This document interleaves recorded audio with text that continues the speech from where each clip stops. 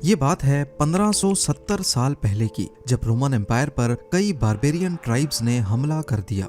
Barbarians और हंस ने रोमन एम्पायर के कई शहरों पर हमला करके खूब तबाही मचाई। वहां रहने वाले लोग जान बचाकर भागना चाहते थे, लेकिन एक तरफ एड्रियाटिक सी तो दूसरी तरफ ट्रेनियन सी उनका रास्ता रोके हुए था।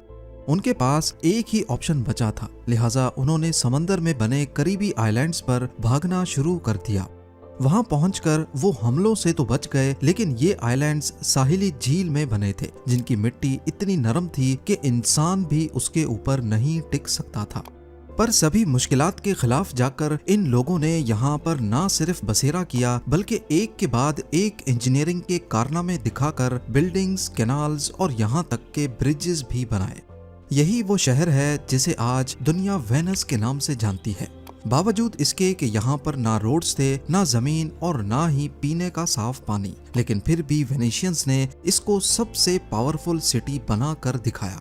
पर आखिर ये सब मुमकिन कैसे हुआ? वो छोटे आइलैंड्स जिन पर खड़ा होना भी मुमकिन नहीं था, वहाँ इतना बड़ा शहर कैसे खड़ा किया गया, वो भी करीब 1000 साल पहले। जेम टीवी की वीडियोस में एक बार फिर से खुशामदीद। नाजरीन, रोमन सिटीज छोड़कर जो लोग शुरुआत में इन आइलैंड्स पर गए थे, उनके पास यहाँ रहने का कोई ठिकाना नहीं था। नरम गारे जैसी जमीन जिस पर कोई भी चीज रखने से वो अंदर धंसने लगती थी। उस वक्त कई लोगों ने वापस साहिल पे जाने का मशवरा दिया, लेकिन वापसी का मतलब था मौत। बारबेरियंस और हंस नॉर्दर्न यूरोप के कुछ खाना बदोश कबीले थे, जिन्होंने रोमन एम्पायर की कमजोरी का फायदा उठाते हुए यहाँ पर हमला किया था। उस वक्त हालात इतने गंभीर थे कि इन नरम आइलैंड्स पर रहना ही इनकी मजबूरी बन गया। साहिल से 5 किलोमीटर दूर 150 से भी ज्यादा छोटे छोटे मार्शी आइलैंड्स थे, पर इन सभी का एक जैसा हाल था। इसी दौरान रेफ्यूजीज में से एक शख्स जमीन के अंदर धंसता जा रहा था। अपने आप को बचाने के लिए उसने अपनी बोट के चप्पू को जमीन में गाड़ा तो वो कई फुट नीचे जाने के बाद बिल्कुल ठोस हो गया। यहीं से इनको आइडिया आया जो बाद में वेनस सिटी की बुनियाद बना।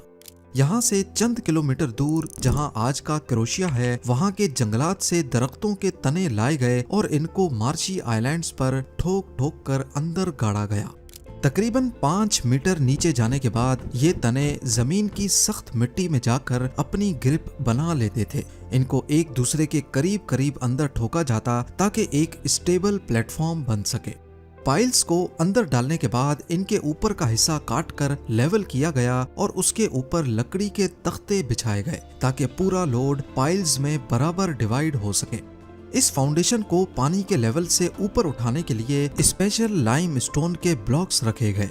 ऊपर पत्थरों का लोड और नीचे 5 मीटर लंबे वुडन पाइल्स। ये सिंपल कॉम्बिनेशन एक मजबूत फाउंडेशन बनाने के लिए काफी था। लकड़ी के तने जो अब पानी के अंदर थे, वो फूलकर एक दूसरे में टाइट हो गए और इनके बीच हवा गुजरने की जगह भी नहीं बची। यही वजह है कि वेनस में जो पाइल्स करीब 1000 साल पहले गाड़े गए थे, वो आज तक परफेक्ट कंडीशन में शहर का वजन झेले हुए हैं। फाउंडेशन डालने के बाद इसके ऊपर बिल्डिंग्स बनाने का काम शुरू किया गया। शुरुआत में वेनेशियंस ने लकड़ी के घर बनाए, लेकिन कुकिंग वगैरह के दौरान अक्सर इनमें आग लग जाती थी। बाद में ईंटों का इस्तेमाल भी शुरू हो गया। बिल्डिंग्स को हल्का रखने के लिए घर 3 स्टोरी से ज्यादा बड़े नहीं रखे जाते थे। ईंटों के बीच में लाइम स्टोन के पाउडर से बनाया गया स्पेशल गारा डाला जाता ताकि मजबूती के साथ साथ दीवारें फ्लेक्सिबल भी रहें। फ्लोर्स और अंदर की दीवारें लकड़ी के तख्तों से बनाई गईं, जिनको बाहर से लोहे की रॉड्स डालकर होल्ड किया जाता। ये आइडिया वेनेशियंस में काफी फेमस हो गया और देखते ही देखते इसी तरीके से आइलैंड्स घरों से भरते गए। नॉर्मली शहर बाहर की तरफ फैलते हैं, लेकिन वेनस अंदर की तरफ फैलने लगा। पहले ऐसा होता था कि एक आइलैंड से दूसरे आइलैंड में जाने के लिए सिर्फ बोट्स का ही सहारा होता था, लेकिन बाद में जब आबादी बढ़ने लगी तो आइलैंड्स करीब से करीब होने लगे और अब इनके बीच कम पानी में घोड़ों पे बैठ के भी आइलैंड्स क्रॉस हो सकते थे। वेनस सिटी में अब सबसे ज्यादा जरूरत इन आइलैंड्स को आपस में कनेक्ट करने की थी। पहले 500 सालों तक ये आइलैंड्स आपस में कनेक्टेड नहीं थे।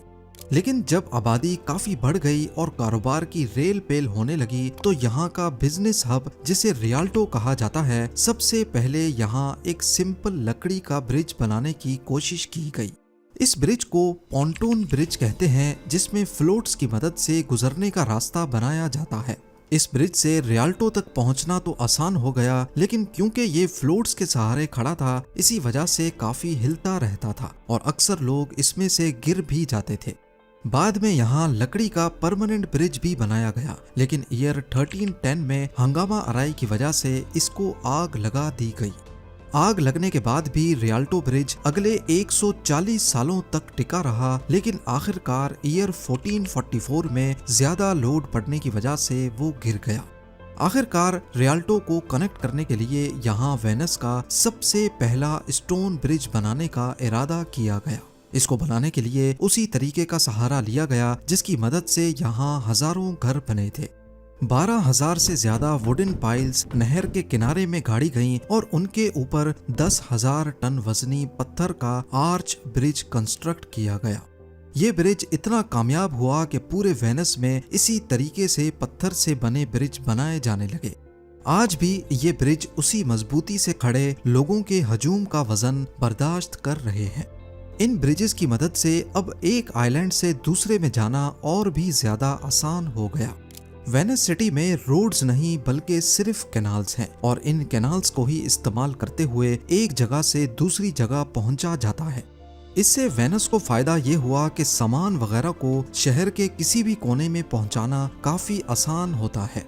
वैसे नॉर्मल सिटीज में उस वक्त पैदल चलने वालों का और घोड़े गाड़ियों का एक ही रास्ता होता था, जिसकी वजह से काफी कंजेशन होती थी, लेकिन वेनिस इससे बिल्कुल अलग था। यहाँ पैदल चलने वालों का रास्ता कैनाल्स में चलने वाली बोट से बिल्कुल अलग है और सबसे बड़ा फायदा ये कि कैनाल से कोई कहीं भी उतरकर जल्दी से अपने घर तक पहुँच सकता है। देखते ही देखते वेनिस यूरोप का सबसे ताकतवर और अमीर शहर बन गया और इसकी सबसे बड़ी वजह इसकी लोकेशन थी। मैप पे देखा जाए तो ये है एड्रियाटिक सी, जिसके एंड में वेनिस है और ये समंदर सीधा मेडिटेरेनियन सी में जाकर मिलता है और मेडिटेरेनियन सी अफ्रीका, यूरोप और मिडिल ईस्ट तीनों से कनेक्टेड है। आज भी गुड्स ट्रांसपोर्ट का सबसे आसान और सस्ता तरीका समंदरी रास्ता माना जाता है। यानी मिडिल ईस्ट और ईस्ट यूरोप से वेस्टर्न यूरोप तक पहुंचने के लिए जहां इटली, ऑस्ट्रिया, हंगरी, जर्मनी और फ्रांस हैं, शिप्स आसानी से एड्रियाटिक सी के आखिर तक आ सकती थीं, जहां पर आज वेनिस मौजूद है। बेशक ही ईस्ट यूरोप वेस्ट के साथ जमीनी रास्ते से जुड़ा है, लेकिन क्योंकि उस वक्त ट्रांसपोर्ट का वाहिद जरिया शिप्स थी, तभी ब्लैक सी से मेडिटेरेनियन और फिर एड्रियाटिक सी तक सारा सामान शिप्स में ही भेजा जाता था। और क्योंकि यहाँ कार्गो शिप्स का आना ज्यादा था, तभी वेस्टर्न यूरोप से ईस्ट यूरोप तक गुड्स भेजने के लिए सस्ती कार्गो शिप्स भी वेनिस से ही मिल जाती थी, क्योंकि उनको वापसी खाली जाना होता था। बिजनेस एक्टिविटी की वजह से वेनिशियंस काफी मालदार हो गए। ये देखते हुए आसपास मुल्कों के लोग भी वेनिस में बसने लगे और देखते ही देखते यहाँ की आबादी काफी बढ़ गई। अब वेनिस में पीने के पानी की डिमांड हद से ज्यादा बढ़ गई। बेशक वेनिस चारों तरफ पानी से घिरा हुआ है, लेकिन ये समंदर का नमकीन पानी है जिसे पिया नहीं जा सकता। कुदरती चश्मों या रिवर्स के ना होने की वजह से यहाँ फ्रेश वाटर जमा नहीं होता था। वेनिस में पीने का पानी मेन लैंड से ड्रम्स में भर भर के कश्तियों में लाद कर लाया जाता था, लेकिन जब यहाँ की पॉपुलेशन 1,70,000 हुई तो पानी की किल्लत होने लगी। इस पॉइंट पे वेनिशियंस के इंजीनियर्स को एक बार फिर से अपना दिमाग चलाने की जरूरत थी। कुछ तो ऐसा करना था जिससे वेनिस की बढ़ती आबादी को पीने का पानी मिल सके, वरना यहाँ का बिजनेस भी अफेक्ट हो सकता है। वेनिस में ही आइलैंड्स के चंद हिस्से ऐसे थे जहाँ कंस्ट्रक्शन नहीं हुई थी। उन आइलैंड्स पे बारिश के पानी को जमा करने के लिए गहरा गड्ढा खोदा गया और उसकी दीवारों को मिट्टी और गारे से वाटरप्रूफ बनाया गया। अगर आपको लग रहा है कि इन गहरे गड्ढों में डायरेक्टली बारिश का पानी स्टोर किया जाएगा, तो ऐसा नहीं है, बल्कि वेनिशियंस की सोच इससे ज्यादा एडवांस्ड थी। इन गड्ढों में कुआं बनाकर उसके इर्द गिर्द रेत और पत्थर डाले गए और उसके ऊपर टाइल्स लगाकर वापस प्लेन सरफेस कर दिया गया। सरफेस पे कुछ सुराख छोड़े गए जिसमें से बारिश का पानी अंदर जा सके। ये पानी रेत और पत्थर से होता हुआ जब कुएं में जमा होता तो ये फिल्टर भी हो जाता था।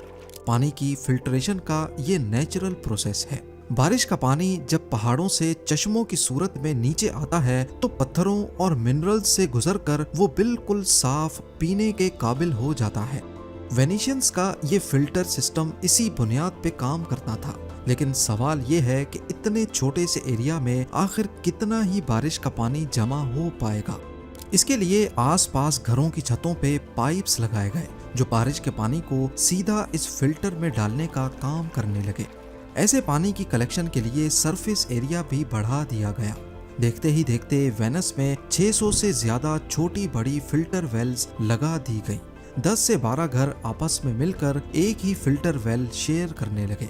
वेनिशियंस ने एक बार फिर से अपने शहर को बचाने के लिए एक मास्टरपीस तैयार किया, लेकिन अभी भी वेनस में एक बड़ा मसला मौजूद था, सीवरेज। नॉर्मली शहरों में अंडरग्राउंड सीवरेज लाइंस बिछाई जाती हैं जो वेस्ट को शहर से दूर लेकर जाती हैं, लेकिन वेनस में ग्राउंड ही नहीं तो सीवरेज लाइन कहाँ बिछाई जाएंगी। अभी तक वेनस में लोग वेस्ट को कैनाल्स में ही फेंक देते थे, लेकिन जिनके घर के सामने से डायरेक्टली कोई कैनाल नहीं गुजरता था वो अपना कचरा पाथवेज पर ही फेंक देते थे। इसकी वजह से ये पाथवेज अक्सर औकात बदबू से भरे रहते। 16th सेंचुरी में वेनिशियंस ने घरों से वेस्ट कलेक्शन के लिए नालियां बनाई जिनकी मदद से वेस्ट सीधा कैनाल्स में जाकर गिरता था। ये नालियां कैनाल के नॉर्मल लेवल से ऊपर रखी गईं, जिसकी वजह से नालियों का लिक्विड वेस्ट उसी वक्त कैनाल्स में गिर जाता था, लेकिन सॉलिड वेस्ट वहीं नाली में रह जाता था। फिर हाई टाइड के वक्त जब कैनाल्स का लेवल बढ़ता तो पानी नालियों के अंदर मौजूद सॉलिड वेस्ट को कैनाल्स में खींच लेता था। समंदर में दिन में 2 मरतबा हाई टाइड आती है और ऐसे दिन में 2 मरतबा नालियां खुद साफ हो जाती थी। हाई और लो टाइड्स की वजह से दिन में 2 मरतबा समंदर का पानी वेनिस के कैनाल्स में दाखिल होता और पॉल्यूटेड पानी की जगह ले लेता। ऐसे न सिर्फ घरों की नालियां बल्कि वेनिस के कैनाल्स भी साफ रहते, और क्योंकि ये सॉल्ट वाटर है जो कि डिसइंफेक्टेंट के तौर पे भी काम करता है। आज भी वेनिस में यही सीवरेज सिस्टम काम कर रहा है। हैरत अंगेज तौर पे 1000 साल पहले जिस इंजीनियरिंग की बदौलत वेनिस को बनाया गया था वो आज तक काम कर रही है। बिल्डिंग फाउंडेशंस, कैनाल्स, ब्रिजेस और सीवरेज सिस्टम।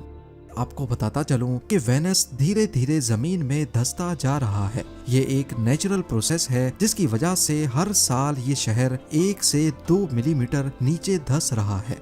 ये दुनिया का वाहिद शहर है जहाँ ना गाड़ियाँ हैं ना मोटर बाइक्स।